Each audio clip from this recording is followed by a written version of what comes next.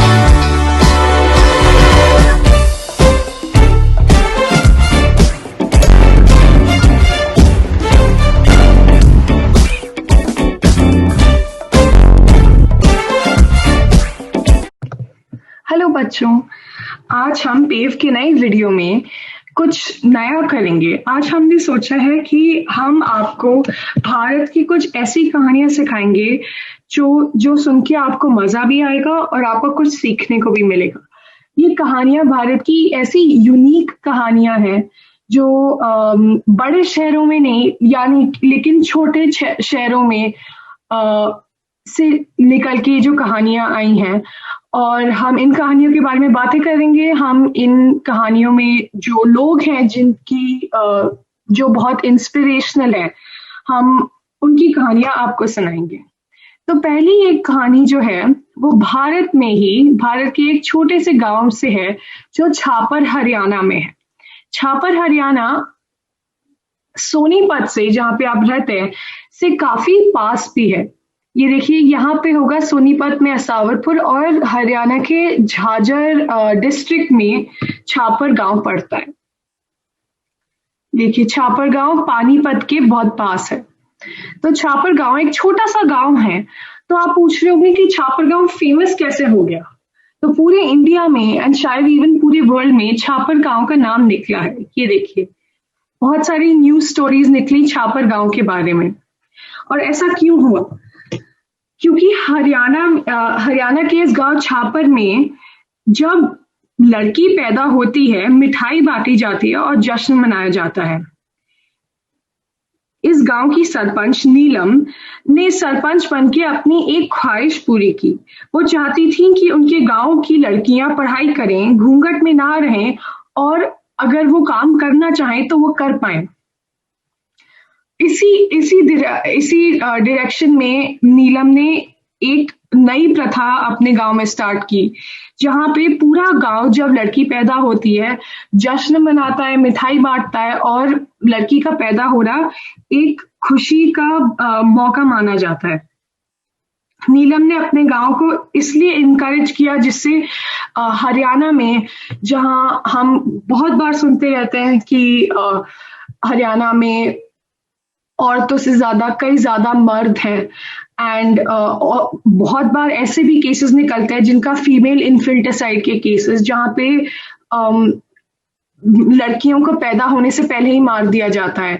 तो हरियाणा में ऐसे केसेस बहुत ज्यादा होते हैं, इसीलिए इस गांव का को बहुत यूनिक माना जा रहा है, क्योंकि यहाँ पे उस गांव की फीमेल सरपंच ने एक नई ऐसी ट्रेडिशन स्टार्ट किया, ऐसी नई प्रथा स्टार्ट की, जिससे औरतों को ज्यादा सम्मान मिल रहा है गांव में, और बच्चों को, लड़कियों को पैदा होने से पहले ही मार देना कम हो गया है, क्योंकि इसको अब खुशी का मौका माना जा रहा है।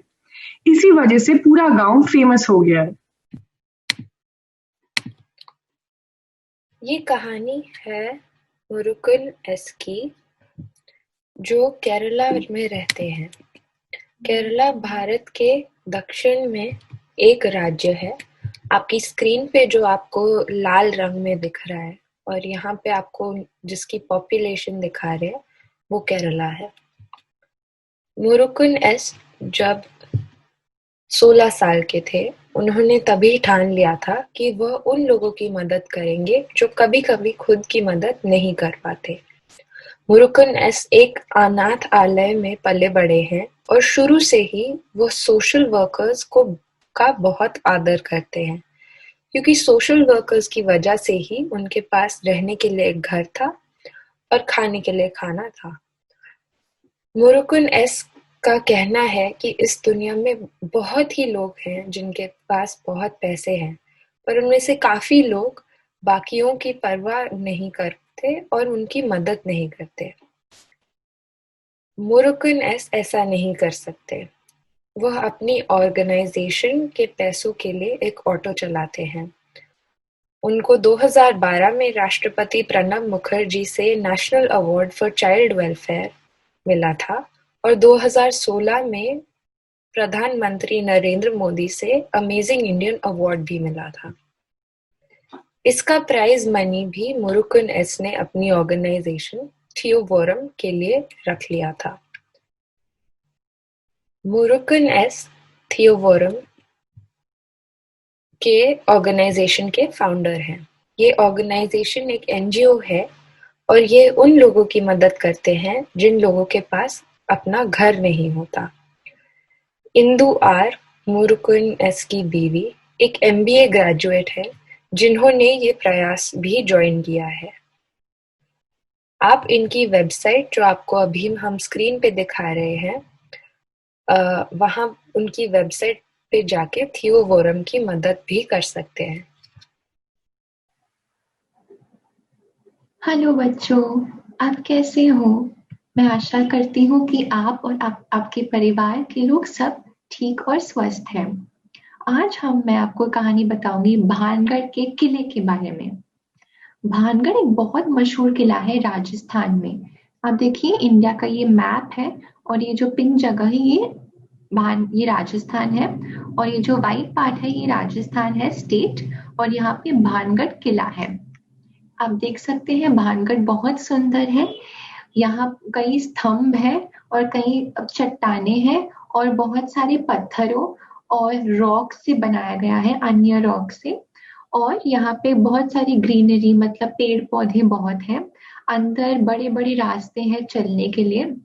और कहा जाता है कि राजा मान सिंह ने अपने बेटे माधो सिंह के लिए ये बनाया था। पहले एक बहुत सारे मंदिर भी थे, अंदर झरने थे बड़े बड़े, और वहां पे सभा, बहुत सारी गतिविधियां जैसे संगीत, नाच गाना, दरबार होते थे। आजकल ये सब नहीं है, पर अभी ये हमारे इतिहास में बहुत महत्व जगह है और लोग यहाँ घूमने जाते हैं। लेकिन इस सुंदरता के अलावा भी एक बहुत अनहोनी सी, डरावनी सी कहानी जुड़ी हुई है भानगढ़ के साथ। इसे आजकल भूतों का भानगढ़ कहा जाता है, क्योंकि अंधेरा होने के बाद यहाँ अनहोनी सी आवाजें सुनाई देती हैं। एक चीखने की आवाज आती है और कई आदमी, अनजान आदमी भी 2 मिनट के लिए दिखाई देते हैं और उसके बाद गायब। इसके पीछे भी कहानी है। बहुत साल पहले भानगढ़ में एक रानी रहती थी, रानी रत्नावती। वो बहुत सुंदर थी। एक दिन जब वो बाजार में जा रही थी, एक तांत्रिक ने उसे देख लिया। तांत्रिक फिर उसे प्यार करने लगा और उसे शादी करना चाहता था।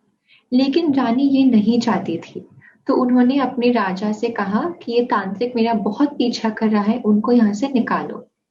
जब तांत्रिक को राजस्थान से निकाल रहे थे, तांत्रिक बहुत गुस्सा हो गया और उसने श्राप दिया कि आज से जो भी भानगढ़ में रहेगा वो हमेशा से ऐसी आवाजें उसको सुनाई देंगी। अंधेरा होने पर जो लोग जाएंगे भानगढ़ वो कभी लौट के नहीं आएंगे। उसने ऐसे श्राप दिया। तभी इसे आजकल भूतों का भानगढ़ कहते हैं। और आप देख सकते हैं कि भानगढ़ काफी डरावना है देखने के लिए, पर सुंदर भी है। सुबह होने पर बहुत सुंदर होता है, लेकिन रात को कोई रहता नहीं है, इसलिए अंधेरा सा और खाली खाली सा रहता है, सूना सूना सा। और भानगढ़ के बाहर ही एक नोटिस लगाया हुआ है कि भानगढ़ की सीमा में सूर्योदय से पहले एवं सूर्यास्त के पश्चात प्रवेश वर्जित है। मतलब जब भी अंधेरा होता है, चाहे वो बहुत सुबह हो कि बहुत शाम या रात हो, वहां पे कोई जा नहीं सकता। लेकिन हमें इन सब कहानियों से भी आगे सोचना है, उसके ऐतिहासिक महत्वपूर्ण को याद रखना है कि आजकल भी बहुत जो हिस्टोरियंस हैं, मतलब जो इतिहास पढ़ते हैं, वो जाते हैं देखने के लिए कि पहले जमाने में राजा वगैरह रानियां कैसे रहते थे, कैसे इन सब को बनाया गया था। इतने साल पहले लोगों को ये सब बनाने की कला थी। तो ये सब जानने के लिए लोग जाते हैं और बहुत सुंदर है और वहां चलने में अच्छा लगता है कि हम बहुत कई हजार साल पहले वहां पे चले गए हैं। तो ये सब भी याद रखना चाहिए। थैंक यू बच्चों, हम फिर मिलते हैं आपसे और आप सब स्वस्थ रहें, ठीक रहें।